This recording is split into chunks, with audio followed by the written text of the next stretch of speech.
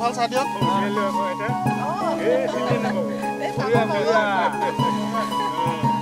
ধাননি পথাৰত লাগি গৈছো ৰাইজৰ লগত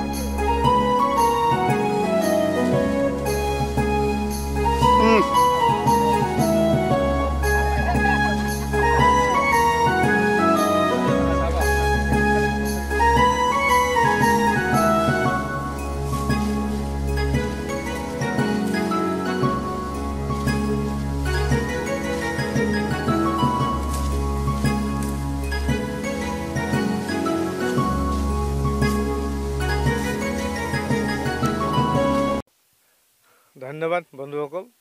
আজি আমি বেঙেনাবাৰীৰ পথাৰত আজি আমাৰ এই প্ৰদীপ ছাৰৰ প্ৰদীপ বসুমতাৰী ডাঙৰীয়াৰ পথাৰত আৰু এই ধন খাকলাইৰ লগত আমি সকলোৱে মিলিজুলি তেখেতসকলৰ পথাৰত আজি আমাৰ সদস্যসকলে দলৰ সদস্যসকলে সকলোৱে মিলিজুলি আনন্দৰে তেখেতৰ পথাৰত ধান দাবলৈ আহিছে যে সোণোৱালী ধাননি পথাৰত ধান কটাৰ যি আমেজ ধান কটাৰ যি আমাৰ দায়িত্ব ধাননি পথাৰৰ পৰা সোণগুটি চপাই লৈ ঘৰলৈ লৈ যোৱাৰ যি আমাৰ দায়িত্ব ই এক পৰম্পৰা চলি আহিছে গতিকে আমি তেখেতসকলৰ পথাৰত আহি আজি গোটেই দাৱনীৰ লগত আমি মিলিজুলি ৰং আনন্দৰে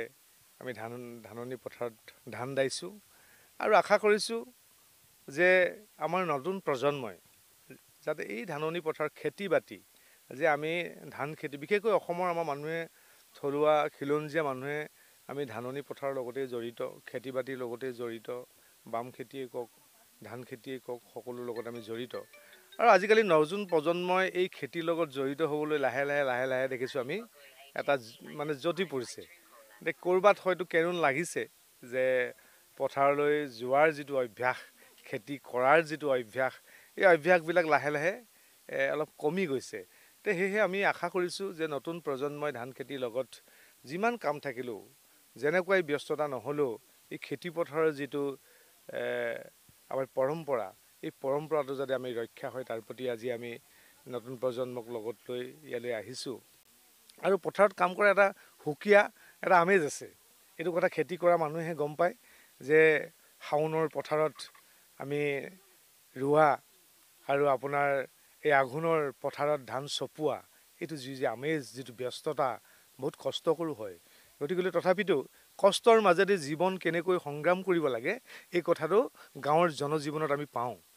দেখা গৈছে এতিয়া নিৰ্বাচনৰ বতৰ আপুনি যথেষ্ট ব্যস্ত থাকে হয় তাৰ মাজতে আচলতে ধাননিৰ লগত এনেকৈ ধান কটা পৰিকল্পনা আচলতে কেনেকৈ নাই কথাটো এনেকুৱা চাওক নিৰ্বাচন মানে ৰাজনৈতিকভাৱে